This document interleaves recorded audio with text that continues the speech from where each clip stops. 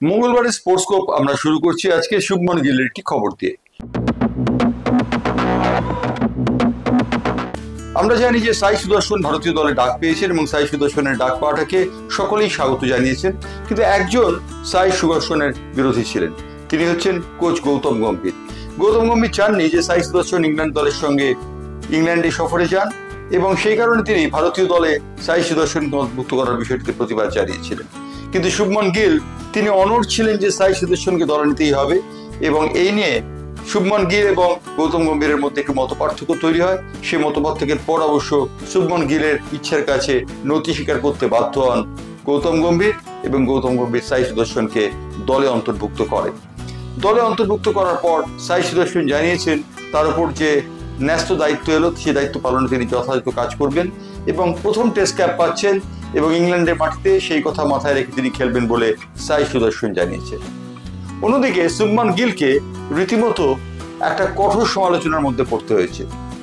বীরেন্দ্র সেহবাগ ভারতীয় দলের প্রাক্তন অধিনায়ক এবং ভারতীয় দলের প্রাক্তন ওপেনার, তিনি বলেছেন যে শুভমন গিলের কোন রকম একাদশ দলে ঠাঁই পাওয়ার জায়গা নেই, অর্থাৎ শুভমন গিল একাদশ দলের জন্য উপযুক্ত নন, অথচ তিনি হয়ে গেলেন ক্যাপ্টেন।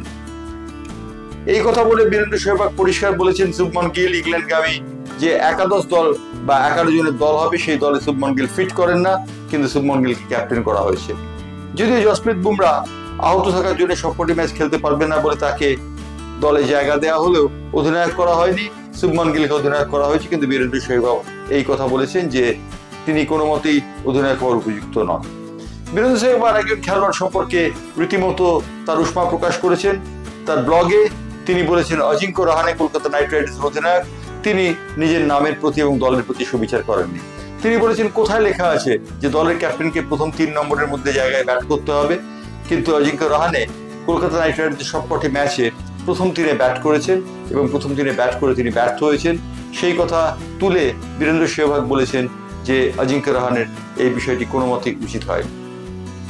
এবারে ক্রিকেটের একটি খবরে আসবো, সেটি হচ্ছে সচিন তেন্ডুলকর এবং অঞ্জলি তেন্ডুলকরের 30তম বিবাহ বার্ষিকী। সচিন তেন্ডুলকর এবং অঞ্জলি তেন্ডুলকরের একমাত্র মেয়ে সারা তেন্ডুলকর তাদের 30তম বিবাহ বার্ষিকীর ছবি ছাপিয়ে দিয়েছেন সোশ্যাল মিডিয়ায়। ইনস্টাগ্রাম পোস্টে তিনি জানিয়েছেন যে সচিন এবং অঞ্জলি তাদের 30তম বিবাহ বার্ষিকী পালন করলেন এবং তিনি তাদের বিয়ের দিনের ছবি পোস্ট করেছেন এবং তার সঙ্গে তিনি করেছেন 30তম বিয়ের দিনে তারা একে অপরকে মালা পরাচ্ছেন সেই ছবি। এবং সত্যি কথা বলতে কি সারা তেন্ডুলকর জানিয়ে দিয়েছেন যে সচিন তেন্ডুলকর এবং অঞ্জলি তেন্ডুলকর আরো অনেক দিন থাকবেন, তাদের সমস্ত স্মৃতিকে সম্বল করে সে কথা তিনি মনে করেন। উল্লেখযোগ্য যে সচিন তেন্ডুলকর তার স্পোর্টস ফাউন্ডেশন শুরু করেছিলেন 2019 সালে। 2019 সালে সেই স্পোর্টস ফাউন্ডেশন শুরু করার পর খেলা থেকে অবসর নেবার পর সচিন তেন্ডুলকরের সেই স্পোর্টস ফাউন্ডারে বিভিন্ন খেলোয়াড় খেলছেন, তার মধ্যে একজন হচ্ছেন অর্জুন তেন্ডুলকর, যিনি সচিনের পুত্র।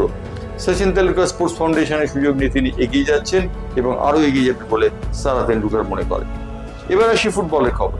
ফুটবলের যে খবরটির দিকে নজর দেবো সেই খবরটি হচ্ছে সর্বপ্রথম, সেটি হচ্ছে এশিয়ান ক্লাব 2 চ্যাম্পিয়নশিপে মোহনবাগানের সঙ্গে একই গ্রুপে থাকতে পারে রোনাল্ডোর দল নাসের আল নাসের সম্পর্কে বলা হচ্ছে তারা যেভাবে খেলছে তাতে তারা যদি ঠিকমতো প্রতিহত না হতে পারে তাহলে তারা এএফসি এশিয়ান 2 এই গ্রুপে মোহনবাগানের সঙ্গে খেলবে এবং মোহনবাগানের সঙ্গে একই গ্রুপে জায়গা পাবে।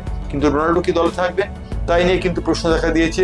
রোনাল্ডো বলেছেন তার জীবন আল নাসেরে শেষ হয়ে গেল, কারণ তিনি ফিরে যাচ্ছেন ম্যানচেস্টার গার্ডেনে এবং এই কথা বলা মাত্র জানা যাচ্ছে 2022 সালে ম্যানচেস্টার সিটি থেকে যখন রোনাল্ডো এসেছিলেন এই দলে তখন তিনি আল নাসেরের নির্ভরযোগ্য খেলোয়াড় হয়ে ওঠেন।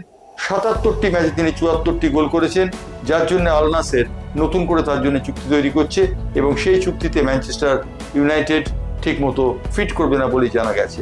ম্যানচেস্টার ইউনাইটেড যদি ফিট না করেন তাহলে দেদার অর্থ অবলম্বন করে সৌদি প্রো লিগে থেকে যাবেন রোনাল্ডো এবং রোনাল্ডো খেলবেন মোহনবাগানের বিরুদ্ধে। এই কটি খবর নিয়ে আমরা ছিলাম আজকের স্পোর্টস্কোপে। স্পোর্টস্কোপ নিয়ে আবার ফিরবো আগামীকাল অর্থাৎ বুধবার।